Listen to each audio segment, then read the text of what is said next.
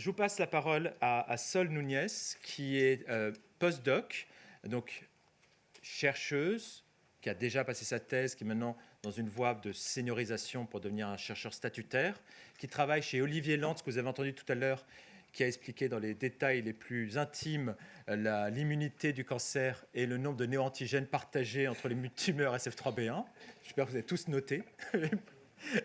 Et Sol, justement, va vous montrer sur quoi elle travaille. C'est en lien aussi avec ce gros projet financé par le DOD.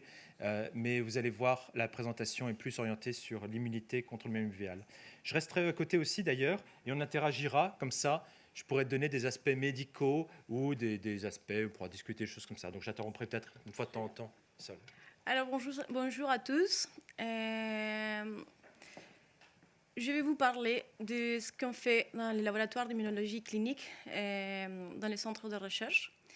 Je vais vous raconter comment le système immunitaire agit aux métastases. C'est ma première présentation en français déjà. Alors je vous demande, s'il y a quelque chose qui n'est pas clair, vous levez vos mains. On fait des questions pendant la présentation. Les vraies questions à la fin, mais si vous me faites un petit signe, moi j'interromprai, on discutera. Alors, pour comprendre comment le système immunitaire agit aux métastases, il faut d'abord comprendre qu'est-ce que c'est une métastase et qu'est-ce que c'est le système immunitaire. Alors, qu'est-ce que c'est une métastase? C'est lorsque les cellules cancéreuses se détachent de l'endroit où elles se sont formées et ce qu'on appelle la tumeur primaire, que dans les cas du mélanome uvéal, c'est l'œil. Et elles se détachent et elles vont voyager par le sang ou par le système lymphatique et elles vont former de nouvelles tumeurs dans des autres parties du corps. Où elles vont? Ça dépend du type de cancer. Et dans le cas des mélanomes uvéal, les cellules cancéreuses elles vont principalement voyager vers le foie, mais elles peuvent aussi aller dans d'autres organes du corps, comme les poumons ou les os. Et pour l'autre côté, qu'est-ce que c'est le système immunitaire? C'est un système de défense de l'organisme qui nous protège contre différents pathogènes, comme les bactéries, les virus, les champignons, les parasites, mais aussi contre les cellules cancéreuses. Le système immunitaire est composé par plusieurs types de cellules, toutes avec une fonction différente. Et je vous ai mis ici une figure pour vous montrer qu'on a une diversité énorme de cellules qu'on appelle leucocytes, mais peut-être que vous connaissez plutôt sous le nom de globules blancs. Et même si chacune a une différente fonction, elles travaillent toutes en équipe. Et aujourd'hui, on va plutôt faire focus en les lymphocytes CD8, parce qu'ils jouent un rôle central dans l'immunologie contre les cancers. Alors, qu'est-ce que sont les lymphocytes CD8? Ce sont des cellules qui sont spécialisées dans la destruction des cellules infectées. Et ici, je vous montre comment elles font pour savoir si une cellule est infectée ou pas. Et lorsqu'une cellule est infectée, elle commence à exprimer, par exemple par un virus, elle commence à présenter dans la membrane des protéines qui dérivent du virus et que je représente ici avec des petites bulles violettes qui vont être dans la membrane de ces cellules et que c'est ça qu'on appelle les antigènes viraux. Et les lymphocytes CD8 ont des récepteurs qui vont reconnaître cette protéine qui s'exprime dans la cellule infectée et alors ça va permettre la reconnaissance spécifique et l'élimination de cette cellule. Et juste pour vous raconter, ces récepteurs qui sont tellement spécifiques ont le nom de TCR. Alors, ça marche comme un système serrure clé, c'est-à-dire il y a seulement une clé qui va fonctionner avec. Et par exemple, s'il y a une cellule normale, évidemment, elle ne va pas présenter les protéines qui dérivent des virus parce qu'elle n'est pas infectée. Elle va juste avoir des protéines qui dérivent du fonctionnement normal de la cellule. Et alors, par exemple, ici, ils sont représentés avec une autre forme. Et alors, c'est lymphocyte CD8. Elle ne va pas reconnaître cette cellule. Et alors, il va juste l'ignorer. Il ne va pas la tuer. Juste pour revenir là-dessus, je vais faire une illustration. Peut-être une illustration médicale là-dessus. Très bien, tu peux rester là, pas de problème. Donc, pour reprendre, Juste un truc auquel je pensais, mais ce n'est pas tellement la question, parce que vous êtes sur le traitement local, et quand il y a besoin d'un traitement, des traitements de chimiothérapie, ce n'est pas aussi problématique, mais parfois, quand on a de la chimiothérapie, on parle des globules blancs qui protègent. Justement, c'est plutôt ces globules blancs-là qu'on voit baisser avec la chimiothérapie, qui peuvent vous protéger plutôt contre les bactéries, qui justement, à ce moment-là, quand ça baisse, font plus d'infections. Ceux-là sont moins directement touchés, en tout cas pas de la même façon, et ils servent à des réponses contre différents organismes. Et là, l'illustration qu'on pourrait avoir, et là vous me corrigez les immunologistes si je dis une bêtise là-dessus, c'est pour un médicament dont on va reparler tout à l'heure, dont certains d'entre vous ont déjà entendu parler, qui est le tebentafusp, un médicament qui justement va forcer ce lien. C'est-à-dire que la cellule normale, le mélanocyte, vous vous rappelez, on en a parlé tout à l'heure, cette cellule qui donne la coloration à la peau et qui est dans l'œil, qui tapisse l'œil, présente ces petites choses, des antigènes qui sont tout à fait normaux, qui normalement ne sont pas reconnus par le lymphocyte. Il ne va pas détruire cette cellule-là, parce que sinon il détruirait des cellules normales. Et bien justement, le tebentafusp va avoir un rôle ici pour faire justement une jonction, pour s'accrocher au mélanocyte, à la tumeur, à la cellule tumorale, et forcer le lymphocyte à reconnaître cela et à s'activer, en fait, alors que normalement il ne devrait pas s'activer. D'où le fait qu'après, ce lymphocyte, qui normalement ne devait pas reconnaître la cellule tumorale qui s'était protégée, hop, il se met à l'attaquer. Et parfois même, justement, il attaque un peu trop largement les mélanocytes normaux aussi du corps entier, avec des patients qui peuvent avoir des blanchiments, des cils, des sourcils, voire même des cheveux. Voilà, c'était pour l'illustrer justement sur le plan médical. C'est exactement le même dessin qu'on fait quand on explique le tebentafusp aux patients. C'est pour ça que je pensais à ça. Sauf que je dis une bêtise, hein. Tu me corriges si c'est une bêtise.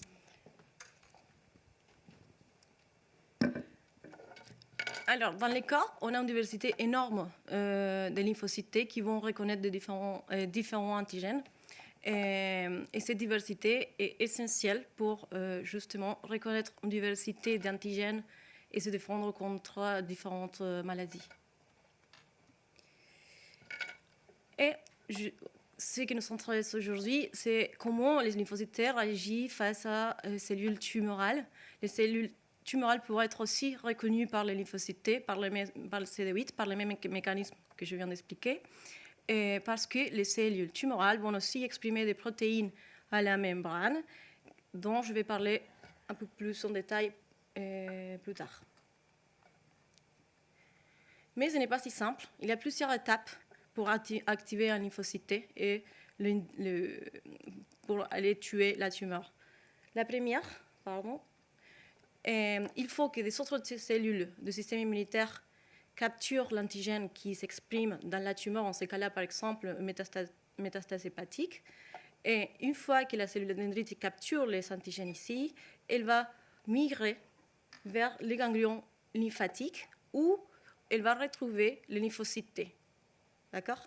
Où sont ces ganglions lymphatiques ? Ils sont un peu partout dans le corps.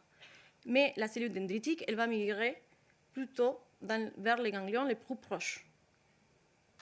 Et alors, je vais continuer avec ces cycles-là. Et ici, elle va retrouver les lymphocytes T et elle va activer seulement les lymphocytes T qui sont spécifiques pour cet antigène, pas les autres. Et ces lymphocytes T-là, elles vont migrer par les sangs qui sont déjà activés. Et ce n'est pas fini parce qu'une fois là, ils doivent être capables de pénétrer l'organe, c'est-à-dire d'infiltrer la métastase pour avoir reconnaissance et élimination de la tumeur.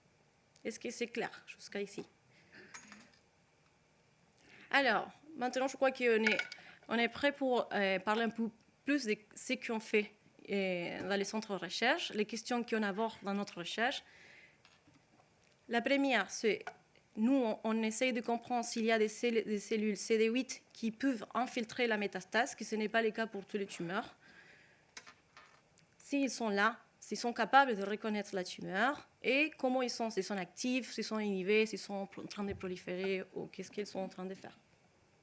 Est-ce que tout le monde voit bien l'intérêt justement de tout ça?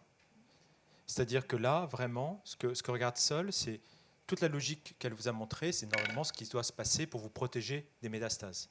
Et si un patient a une métastase, c'est que justement il y a eu un problème quelque part, dans l'une de ces étapes. Et donc toute la question, c'est de comprendre qu'est-ce qui se passe dans cette métastase? Ces lymphocytes, ces globules blancs qui vous protègent, qui doivent s'attaquer au cancer, est-ce qu'ils sont bloqués, inhibés, ce qui est indiqué là, ou est-ce que c'est simplement parce qu'ils reconnaissent autre chose, qu'ils ne reconnaissent pas le cancer et qui sont là par hasard, entre guillemets? Donc c'est ça toute la question, avec à la fin, vous en doutez, l'idée de savoir comment on pourrait les stimuler, ou alors au contraire, comment aller reconnaître ceux qui marchent vraiment contre le cancer pour aller les multiplier et peut-être le faire pour d'autres patients chez qui il n'y en a pas. Il n'y a pas toujours des lymphocytes dans les métastases du mélanome uvéal, c'est même relativement rare par rapport aux autres cancers. Spoiler. Alors, pour essayer de répondre à cette question, nous, on est comme les cellules de système immunitaire, on travaille aussi en équipe. Et je vais vous montrer ici qu'est-ce qu'on fait. Nous, on reçoit les échantillons, soit des tumeurs, de sang, tous les types d'échantillons, et on fait des analyses par cytométrie de flou. C'est une technique assez technique que je vais essayer de vous expliquer. Et après aussi, on fait des biobanking, c'est-à-dire on congèle les cellules pour des analyses futures. Et ici, je vous présente déjà des collègues qui travaillent avec nous. Et alors, qu'est-ce que c'est la cytométrie de flou? C'est une technique qui va nous permettre de comprendre quelle est la diversité des cellules qu'il y en a dans les échantillons qu'on étudie. Et pour ça, on va faire un marquage avec des anticorps qui sont couplés à des fluorochromes, c'est-à-dire ils sont des couleurs. Par exemple, cet anticorps vert va reconnaître seulement les cellules CD4 et va les colorer en vert. Cet anticorps bleu va faire la même chose avec les CD8. Et par exemple, on peut aussi cibler des molécules d'activation, comme je vous ai dit, les cellules CD8 qui ont déjà vu l'antigène qui vient avec la cellule dendritique, qui vont s'activer. Et par exemple, ils vont commencer à avoir des signaux d'activation qu'on peut aussi capturer avec des anticorps qui vont reconnaître ça. Et alors, cette cellule va être bleue, mais aussi rouge, bleu parce que c'est un CD8 et rouge parce qu'il est activé. Alors, après, on va passer toutes les cellules par une machine qui a un laser qui va activer toutes les couleurs et un détecteur qui va collecter toute l'information. Et on aura les résultats qui ressemblent à ça. Et par exemple, si on regarde la couleur vert, on aura des cellules qui sont positives et des cellules négatives pour cette couleur. Par exemple, toutes les cellules qui dépassent cette valeur-là, ils vont être considérées positives. Et par exemple, ils seront les CD4 qui en sont vertes. Et aussi, on peut faire la même chose pour la couleur bleue.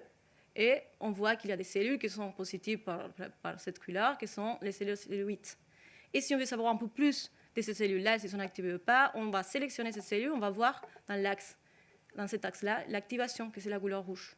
Et on verra qu'il y a des cellules qui sont positives et des cellules qui sont négatives. Et on peut aussi quantifier, voir combien de pourcentage on a des cellules qui sont activées et combien qui ne sont pas. J'ai une question et une remarque. Une des questions, c'est justement, tu travailles par exemple sur les tumeurs. Est-ce que tu peux travailler sur des tumeurs qui ont été stockées il y a des années, ou est-ce qu'il faut que tu travailles avec de la tumeur qui est fraîche, donc qui vient d'être opérée? Et si c'est le deuxième cas, spoiler, combien de temps ça te prend pour faire toute cette manip-là? Juste pour se rendre compte aussi, pour que vous ayez aussi un peu une idée de l'agenda d'un chercheur, qui justement doit être assez flexible, et le temps que ça peut prendre, tout ça. Comment ça se passe justement? Comment tu gères ça? Alors, si on peut utiliser des cellules qui ont été congelées dans les biobanking, ou des cellules qui viennent direct de la chirurgie. Et dans les premiers cas, c'est beaucoup plus rapide parce qu'on décongèle et on commence à faire tous les marquages et après on va passer à faire par les cytomètres et après on fait l'analyse qui prend pas mal de temps. Alors on peut dire que c'est toute une journée. Si on fait dès début à la fin, avoir les résultats, ça prend toute une journée de travail. Et en frais, et quand tu veux travailler en frais, c'est-à-dire qu'il faut que tu sois bloqué à l'avance, tu réserves à l'avance ton cytomètre. Oui. Et quand le prélèvement tumoral arrive à 16 heures, c'est... Ouais, vous faites que la moitié. Ça, c'est un peu compliqué. Parce qu'il y a des fois qu'on reçoit les échantillons dans des horaires un peu... Bah oui, un peu et tard. Un peu tard. Et alors, dans ces cas-là, on fait on doit quand même processer le plus avant possible. C'est ça quelque chose d'important, c'est qu'on doit utiliser les cellules le plus avant possible, parce qu'après, elles commencent à mourir, elles commencent à être stressées, elles commencent à avoir des signaux qui ne nous intéressent pas trop.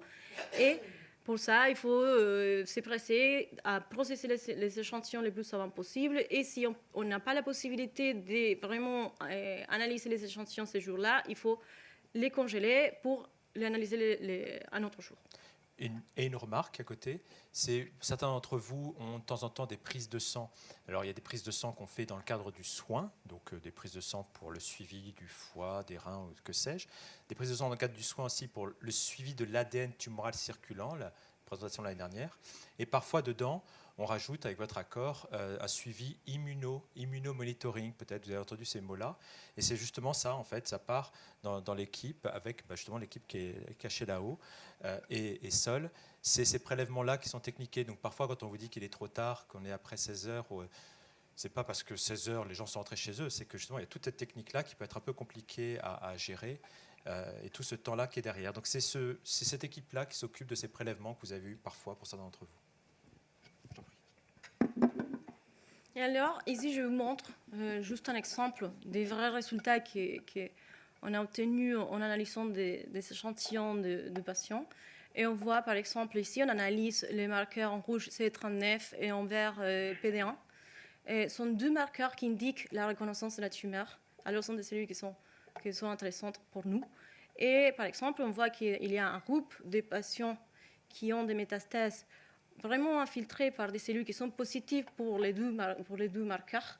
Alors, c'est-à-dire des cellules qui reconnaissent la tumeur. Il y a un autre groupe où on ne trouve pas ces cellules.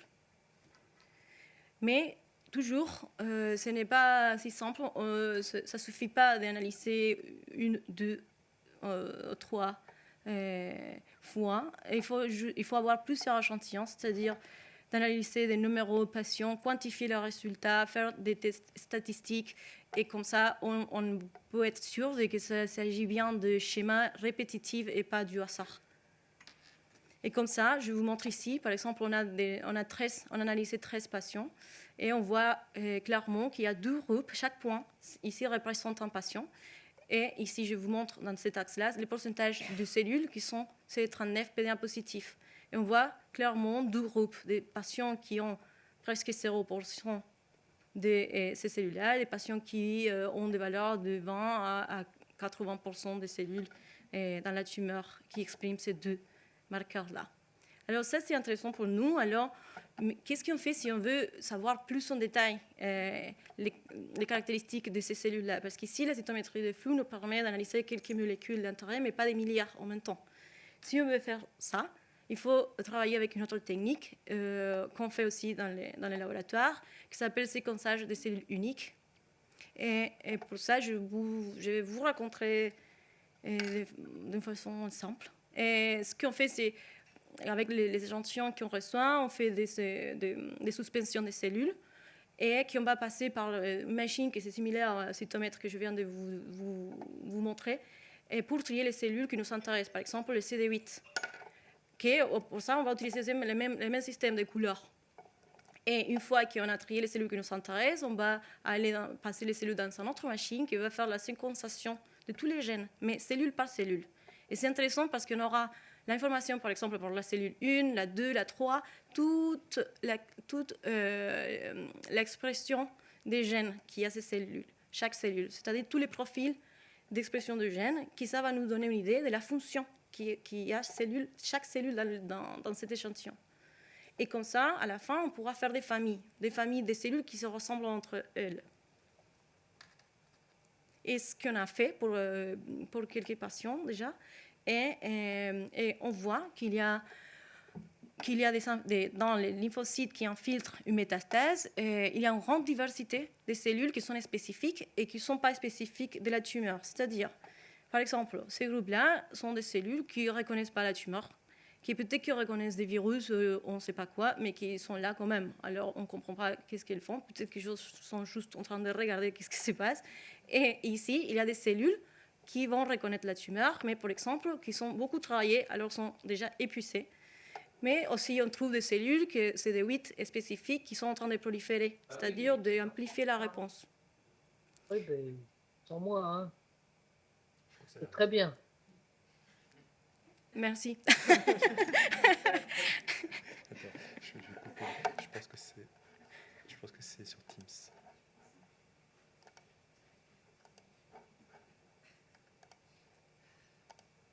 Voilà, Voilà, c'est- tout le monde était là. ce sera mieux.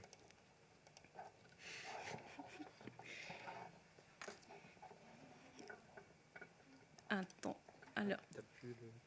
j'ai plus les pointeurs.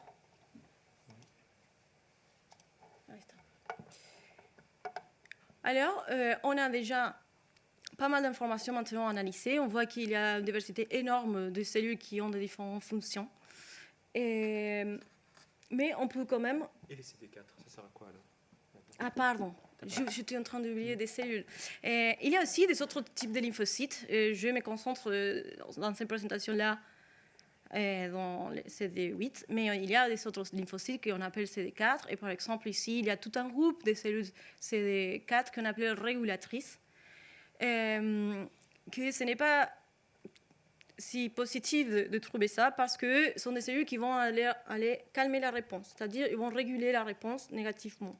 Alors, c'est une des signaux qu'on peut avoir pour savoir s'il y a des cellules qui sont en train d'inhiber la réponse ou pas. Et c'est une technique, hein, ce séquençage cellulaire unique qui a l'air naturel comme ça, c'est une technique quand même assez récente. C'est-à-dire qu'il y a 10, 13 ans, c'était nouveau de pouvoir analyser globalement une tumeur, de savoir globalement dans une tumeur quels étaient les gènes qu'elle exprimait ou qu'elle n'exprimait pas. Mais on prenait en fait des milliards de cellules et on faisait la moyenne de tout ça, on regardait grossièrement. On pouvait juste voir, tiens, il y a un peu de CD8, donc c'est qu'il y a probablement quelques cellules CD8 quelque part cachées là-dedans. La technique de séquençage cellule unique, c'est-à-dire qu'au lieu de faire des milliards de cellules, on regarde une cellule, une par une. C'est une technique qui n'est pas donnée. L'ordre de grandeur, ça va être à peu près 1 euro par cellule, je pense. Donc quand il y a quelques milliers de cellules, c'est quelques milliers d'euros à chaque fois. Et ça donne un niveau de granularité, un niveau de spécificité quand même très important. C'est vraiment, ça semble banal là comme ça, c'est pas du tout banal. C'est une technique vraiment de pointe, avec d'autres techniques qui viennent derrière, mais je ne veux rien spoiler. Alors, on a quelques réponses déjà, même si on a beaucoup de travail à faire encore. Il existe des CD8 qui infiltrent la tumeur, il y en a. Mais par contre, seulement dans un groupe de patients, ils sont capables de reconnaître la tumeur. Et comment ils sont, on trouve une grande diversité de fonctions, vraiment. Et avant de passer à la deuxième partie, est-ce que j'ai toujours bien longtemps? Oui, t'inquiète pas. Cette technique que je viens de vous raconter nous donne une idée de la fonction des cellules qu'on a dans la tumeur, mais aussi nous donne une idée de la spécificité de ces cellules. C'est-à-dire, je vous ai dit, il y a une diversité énorme de serrures dans le corps. Bon, nous, on s'intéresse à savoir combien de serrures qui vont reconnaître des différents clés ou des différents antigènes on trouve dans la tumeur. Et comme ça, on peut savoir, par exemple, chaque bulle ici représente une famille qui a un type de récepteur, une serrure. Et par exemple, ces familles-là, elle est large, c'est-à-dire elle a plusieurs cellules, plus de 60 cellules, qui ont par exemple la serrure rose ici, et vont reconnaître l'antigène rose. Comme ça, on a une idée de combien de spécificités on a dans la tumeur. Et pourquoi? Parce que nous, on sait qu'il y a beaucoup de cellules ici avec des spécificités différentes, mais pour le moment, on ne sait pas qu'est-ce qu'ils sont en train de reconnaître. On ne connaît pas les antigènes tumorales. Alors, c'est la deuxième partie de ma recherche, de savoir qu'est-ce qu'ils sont en train de reconnaître ces cellules. Pourquoi? Parce que si on trouve les antigènes que ces CD8 sont en train de reconnaître, on peut les utiliser comme des cibles pour le développement des vaccins ou d'autres formes d'immunothérapie. Alors, comment on recherche ces antigènes tumoraux? Ces antigènes tumoraux sont des fragments de protéines qui dérivent, par exemple, d'une mutation. Et ça, c'est une cellule tumorale. On a dit que les CD8 peuvent reconnaître la cellule tumorale parce qu'elle exprime des protéines aberrantes. Mais comment elles se génèrent? Ce n'est pas si connu, c'est pour ça qu'on fait large sur ça, mais par exemple, un mécanisme, ça peut être qu'il y a une mutation dans le DNA de la cellule tumorale, qui va être représenté aussi au niveau de l'ARN, et qui va être dans la protéine. Et la protéine va se fragmenter en des petits peptides qui vont être collés au récepteur dans la membrane. Et alors, c'est pour ça que la cellule CD8 peut la reconnaître. Et nous, on essaie de comprendre quels sont ces petits fragments orange. Et pour ça, on fait des séquençages de l'ARN des cellules tumorales dans une grande cohorte de patients, toujours. C'est nécessaire. Et pour comparer l'ARN qui vient de la tumeur versus l'ARN qui vient de tissu sang. Et comme ça, on peut savoir, par exemple, tous les ARN qui sont noirs, ils viennent des tissus sains, et nous, on s'intéresse à savoir la séquence spécifique de cette petite fragment orange. Et par exemple, je vous montre, ces petits fragments orange sont les peptides antigéniques qu'on peut mettre dans son vaccin. Et c'est pour ça que nous intéresse de voir l'expression de ces petits fragments dans des différents tissus. Pourquoi? Parce que, par exemple, ça c'est un exemple d'un bon candidat. Un bon candidat ne va pas être exprimé dans des différents tissus sains, mais va être exprimé seulement dans des cellules tumorales. Alors qu'un mauvais candidat va être exprimé partout. Alors, ça c'est dangereux parce que ça va activer des différentes cellules CD8 qui feront toxicité. Et à la fin, l'idée c'est de synthétiser dans les laboratoires tous ces petits fragments orange qu'on appelle les antigènes tumoreux et les mettre dans un vaccin et de cette façon activer artificiellement les cellules dendritiques pour à la fin activer tous ces circuits-là qui vont activer les CD8 qui vont aller tuer la tumeur. Tout ça sans activer des autres cellules CD8 qui sont spécifiques par des autres choses. Alors, la réponse qu'on a pour la deuxième partie, on vient de commencer pour ce corps de patientes. Alors, on a déjà mis en place les processus de détection, que ce n'est pas simple, que ça prend beaucoup de temps. Et on a une première liste des candidats qu'on doit tester in vitro. Parce qu'une fois qu'on a tous les candidats, il faut tester in vitro, il faut chercher ces candidats, des cellules CD8 qui reconnaissent ces candidats dans les sangs du patient. Et pour ça, on va utiliser les biobanks que je vous ai dit avant, où on a beaucoup de cellules qui sont congelées. Et c'est pour ça qu'on a besoin des échantillons, parce qu'on les décongèle et on cherche s'il y a des cellules qui vont reconnaître chaque petite peptide ou s'il n'y en a pas. Et voilà, c'est ça. Merci. Merci. Merci beaucoup, Sol. C'est d'autant plus important comme présentation qu'on ne s'en rend pas forcément compte, mais chacune de ces diapos prend beaucoup de temps à être fait. Elles ont toutes été construites ces dernières semaines, j'ai pu le voir. Et en fait, c'est construit à la main. C'est-à-dire que chacune petite illustration, ce n'est pas des trucs piochés sur Internet. Sol y a passé, je pense, beaucoup de temps. Je pense beaucoup de temps. Je pense que les collègues là-haut qui savent faire des diaporamas aussi doivent bien se rendre compte de tout le travail qui a été mis là-dedans.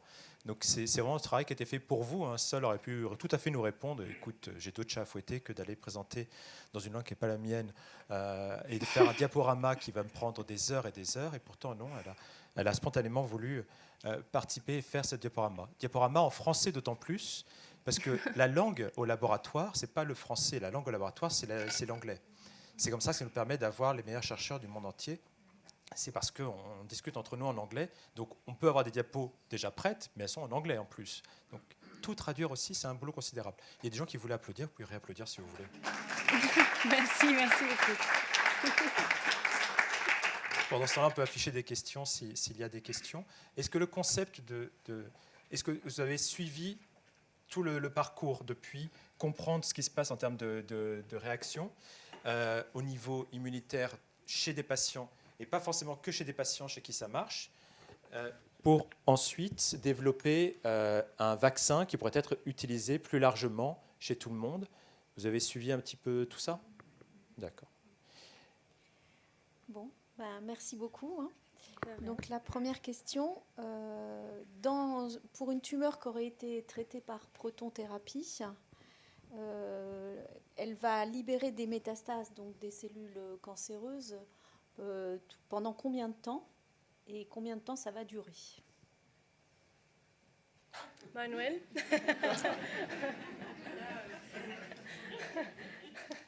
L'idée du traitement de la protonthérapie ou de l'énucléation, c'est-à-dire de la chirurgie, ça va être justement de pas qu'elle libère des métastases. En fait, les métastases qu'on détecte 1 an, 5 ans, 10 ans, 20 ans plus tard, c'est des cellules qui, dans l'immense majorité des cas, sauf cas très particuliers, sont sorties de l'œil sont sorties de l'œil avant le diagnostic. Donc la question que vous pourriez me poser, c'est de dire, à ce moment-là, à quoi ça sert encore de traiter la tumeur primaire de l'œil si les métastases sont déjà parties? Mais l'idée, c'est déjà d'arrêter le robinet.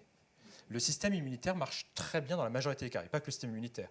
Il y a plein de contraintes physiques, mécaniques, qui empêchent, et immunitaires, qui empêchent ces petites cellules qui sortent de l'œil d'aller se nicher quelque part. C'est extrêmement dur pour une cellule qui est sortie de l'œil de survivre et de faire une métastase. C'est un événement extrêmement rare. Plus la tumeur est petite, moins elle relargue de ces cellules. Plus la tumeur est grosse et plus elle est là pendant longtemps, plus elle a de chances que l'une de ces cellules-là s'installe et se révèle des années plus tard. C'est plutôt comme ça. Tout est joué avant le traitement initial, c'est ça, malheureusement. C'est ça. C'est-à-dire que c'est ce que je viens de dire. Si. La protonthérapie ne relargue pas de cellules tumorales vivantes. Par contre, elle peut éventuellement relarguer des antigènes dont on vient de vous parler qui pourraient générer une réponse immune. Mais tout ça, c'est hypothétique parce qu'on n'a jamais vraiment mis en évidence que le traitement par irradiation génère vraiment une réponse immune. C'est une hypothèse, mais ça n'a pas été... Bien dedans. Non, mais il doit pas allumer. Juste Ici, dedans. Ou alors sinon là. Mais donc voilà, s'il y avait une différence, si la protothérapie n'était pas suffisamment efficace, bien sûr qu'on ferait des énucléations à tous les patients ou de la curithérapie. Non, la protothérapie est aussi efficace pour le contrôle de la maladie métastatique. Les très rares cas où on peut se poser ces questions-là, et c'est la raison pour laquelle on vous surveille pendant longtemps quand vous avez une protothérapie, c'est de vérifier que la tumeur reste bien éteinte, qu'elle ne va pas regrossir. Si on sent qu'elle peut se réactiver, c'est là qu'on va tout de suite traiter, parce que c'est là où on se dit, tiens, peut-être qu'elle pourrait renvoyer des cellules, mais c'est rare, c'est quand même un événement très très rare. Il y avait des réactions ou des remarques ou des questions? Non? J'ai mal vu? Oui? De dire pour la protonthérapie, ça s'applique aussi à la curithérapie. Oui. Oui. Globalement, oui. Mais la curithérapie, alors je n'ai pas d'ophtalmo avec moi, mais c'est des tumeurs qui sont plus petites, avec des doses qui sont même très intenses aussi, mais oui, on va les surveiller aussi, comme ça. Une autre, toujours dans les prélèvements, là, puisque vous avez étudié 12-13 patients, tous les prélèvements sont issus de prélèvements qui ont eu lieu au moment du diagnostic ou qui ont lieu au moment de l'arrivée des métastases? Sont tous des prélèvements. Ce que je vous ai montré sont tous des prélèvements des métastases qui viennent au moment où malheureusement on a un bias parce qu'on peut juste analyser les patients qui en ont que nous une chirurgie. Alors on reçoit les échantillons de patients qui ont accès à une chirurgie, mais pas les autres. Alors on analyse des métastases, soit les mêmes jours, soit, comme on a dit, on congèle et on analyse plus tard des cellules de métastases. Oui. Ok, donc il faut qu'ils aient été opérés à Curie. Voilà. C'était ça la question aussi. Si. Ouais, c'est ça. Ouais. Donc, vous avez beaucoup de remerciements là, de rien. Sur les personnes qui sont sur Teams et qui disent qu'elles vous remercient parce qu'elles comprennent enfin à quoi servent les prélèvements sanguins. Les prélèvements sanguins sont donc étudiés en direct pour un projet défini, par exemple, et aussi, ils sont stockés pendant des années et sont très utiles comme levier pour faire des recherches suivantes. C'est-à-dire quand nous, derrière, on va faire une demande de financement, comme on est en train de faire là, juste en ce moment, justement, on regarde qu'est-ce qu'on a pu stocker comme prélèvement, qu'on a pu analyser, les prélèvements les plus pertinents en plus. Et quand on va voir ces autorités en disant il y a une centaine de prélèvements identifiés où il se passe quelque chose de réactions immunitaires qui sont particulièrement intéressants, là, les autorités donnent plus facilement de l'argent pour qu'on puisse les analyser en profondeur et, par exemple, faire cette technique en cellule unique, par exemple. S'il y a une première analyse peu chère, stockée, ça peut permettre de faire effet levier. Il se trouve qu'à Curie, on a fait des essais de vaccination antitumorale il y a 25 ans qui n'ont pas été efficaces, mais sur lesquels on avait des... C'était la condition c'est de faire une leucophérèse avant le traitement et après le traitement pour voir si la vaccination générait une réponse immune. Il se trouve qu'actuellement, on est en train de décongeler ces leucophérèses qu'on a fait il y a 25 ans et on peut rechercher les réponses immunes au moment du diagnostic chez les patients métastatiques et caractérisés. Et c'est une sorte de trésor qu'on a gardé dans l'azote liquide à moins 180 pendant 25 ans et qu'on continue d'utiliser actuellement et que c'est la source de toute... Pourquoi est-ce qu'on a eu le DOD, c'est le gros grand américain? C'est en partie parce qu'on avait ce biobanking bien caractérisé et bien conservé qui nous permet de faire des choses qu'on ne peut pas faire ailleurs. Moi, j'ai une question. Quel est le lien potentiel entre l'expression des gènes, dont vous avez parlé tout à l'heure, de prédisposition, et puis l'arrivée de ces protéines à la surface qui permettent de cibler? Marc-Henri, c'est toi que ça concerne. Je vous ennuie, hein?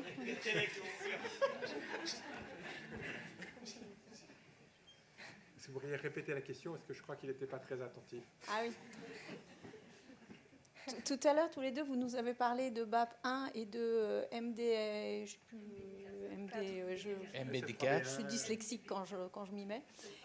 Bref, de deux gènes de prédisposition. Et là, on vient de nous parler d'antigènes qui se retrouvent à la surface des cellules cancéreuses. Est-ce qu'on peut imaginer que ces antigènes aient un lien avec l'expression de ces gènes de prédisposition? Alors, pour MBD4, c'est sûr, puisque contrairement au reste des mélanomes uvéo, les tumeurs qui sont mutées pour MBD4, donc, où MBD4 ne fonctionne plus, ces tumeurs accumulent énormément de mutations, à peu près le même nombre que le mélanome cutané. Elles deviennent très sensibles à des traitements de type immunitaire.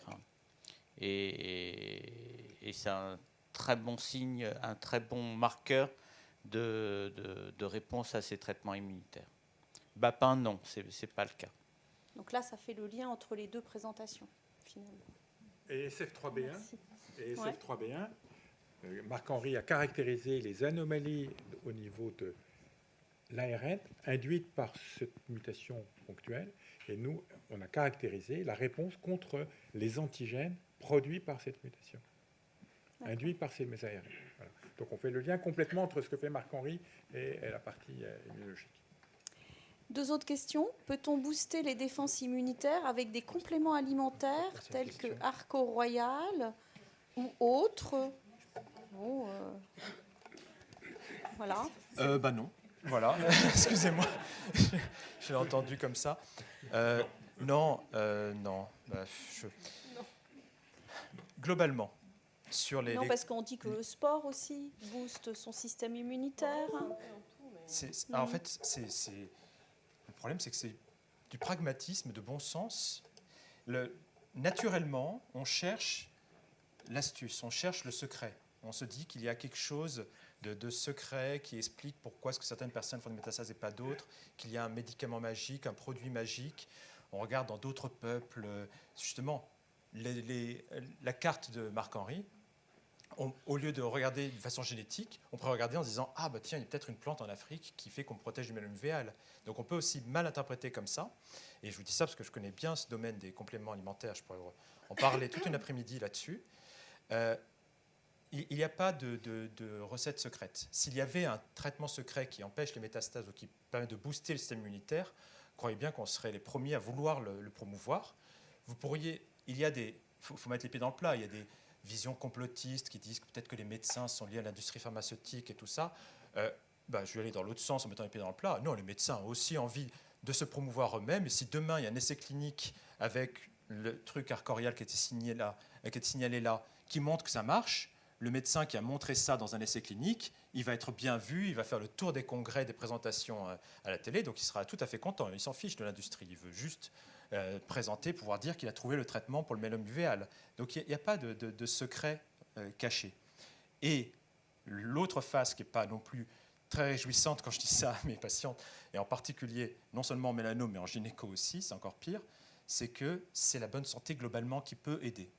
Non seulement à peut-être jouer un vrai rôle sur l'immunité, le rôle sur l'immunité est connu, mais peut-être aller à tel point que ça va vous aider pour le traitement, peut-être, et aussi, surtout, à mieux supporter les traitements, et ça c'est très très net. Les patients qui sont en bon état physique supportent mieux les traitements, on peut rester plus haut en termes de dose-intensité, on peut garder le bon rythme en termes de dose-densité, c'est très net. Et donc en fait, ça c'est la grosse déception quand je discute avec mes patients, de dire ben non, il n'y a pas de gélule miracle, par contre, il y a l'activité physique et sportive. Donc c'est de s'activer et tous les jours de faire l'exercice, ou au moins 3 fois par semaine faire l'exercice, adapté à votre état physique. Et là, c'est peut-être un coup de massue, parce qu'on se dit, ah, je préférais prendre des gélules. Mais voilà, les messages, c'est l'alimentation équilibrée, la pyramide alimentaire, comme on l'apprend à nos enfants, et l'activité physique, ça en premier lieu. Si à côté de ça, vous voulez prendre des compléments alimentaires qui sont conseillés par un médecin ou par un pharmacien et qui ne sont pas dangereux pour vous, vous pouvez nous en parler justement, on pourra vous dire si c'est dangereux ou pas, aucun problème. Si en plus ça peut vous donner, ça peut être une ressource psychologique pour vous aider à vous accrocher justement en disant je fais ça en plus, ça me va, complémentaire, mais pas à la place, pas alternatif au traitement. Excusez-moi. Et la ultime question, là il y a besoin a priori d'un éclaircissement sur les différents moments de prélèvement, puisque là en fait la personne demande si le prélèvement sanguin effectué en janvier 2020 avant opération de l'œil a-t-elle donné, ce prélèvement a-t-il donné des résultats concernant la tumeur? Est-ce que la personne peut être informée de ces résultats? Est-ce que, j'imagine, il y a un lien avec ce qu'on a dit, mais tout à l'heure, on a bien dit que c'était au moment de l'apparition des métastases. C'est une question récurrente, ça, en consultation. Oui. On nous demande les résultats de la prise de sang. Et alors nous-mêmes, on dit, quelle prise de sang? Laquelle? En fait, il y a plein de prises de sang à différents moments. Il y a des prises de sang, bien sûr, vous avez les résultats directement, et ça, vous le savez, c'est la prise de sang au laboratoire et tout ce qui s'ensuit, bien évidemment. Il y a plein de prélèvements dont vous ne voyez pas le résultat, et nous-mêmes, on ne voit pas forcément le résultat, à différents moments. Il y a un prélèvement, par exemple, qui est fait souvent très tôt au moment où on arrive à Curie, un prélèvement qu'on appelle de DNA Tech, qui est en fait un prélèvement unique qu'on va stocker pendant des années, qui nous permettrait de faire de la génétique un jour ou l'autre, si un jour vous donnez votre consentement, en particulier pour pouvoir comparer à la tumeur, ou alors pour les travaux, Marc-Henri et Anaïs, quand on fait des grandes cohortes de milliers de patients. Donc ça, c'est un type de prélèvement qu'on n'analyse pas, qu'on stocke. Un autre type de prélèvement qu'on fait assez souvent au moment du diagnostic de la tumeur, à peu près, soit par l'ophtalmo, soit par l'oncologue médical, c'est le HLA qui va nous aider, si un jour éventuellement il y a des métastases, à choisir le meilleur traitement, et là le docteur Piparno vous en parlera. Ce HLA, on ne va pas chercher le résultat, puisque s'il n'y a pas de métastase, il ne sert à rien, ce HLA. Par contre, on ira le chercher si un jour des métastases apparaissent. Donc ça, c'est un deuxième type de prélèvement que vous ne voyez pas arriver. Et après, il y a un troisième type, c'est les prélèvements, typiquement dans l'étude Salomé, pour certains d'entre vous, qui sont des prélèvements qu'on fait tous les 6 mois, qui pour l'instant sont stockés et seront utilisés un jour si la technique dont parlait Marc-Henri d'amélioration pour détecter le métastase dans le sang s'améliore. Là, rétrospectivement, c'est-à-dire en reprenant les dernières années, on reprendra des centaines, des milliers de tubes pour les analyser. Voilà. Le message clé, c'est que ces prélèvements-là, c'est vous. Nous, on les stocke. Mais ils vous appartiennent. Si un jour, vous voulez tous les détruire, vous avez le droit, vous nous le dites, et on détruit tout. Et en même temps, vous avez le droit de savoir ce qu'on en fait. Donc, vous pouvez nous demander, on vous dit, mais il est probable que vous réponde, c'est stocké, on ne sait pas encore s'il y a quelque chose. Je voudrais simplement complémenter. Donc, Très on publie les résultats, mais les résultats individuels, comme on ne connaît pas la signification de ce qu'on mesure, ça n'a pas d'intérêt médical. Par contre, on va publier toutes les données sous forme d'articles, et ça, vous êtes informé, c'est sur le site, etc. Mais c'est compliqué de donner, que ce soit aux cliniciens ou aux patients, le résultat de tests qui sont cognitifs, qui se fait à comprendre ce qui se passe et qui n'ont pas de signification médicale. Ça, c'est les tubes de la fin, ceux que je vous ai parlé à la fin, qui sont utilisés pour de la recherche. OK, merci.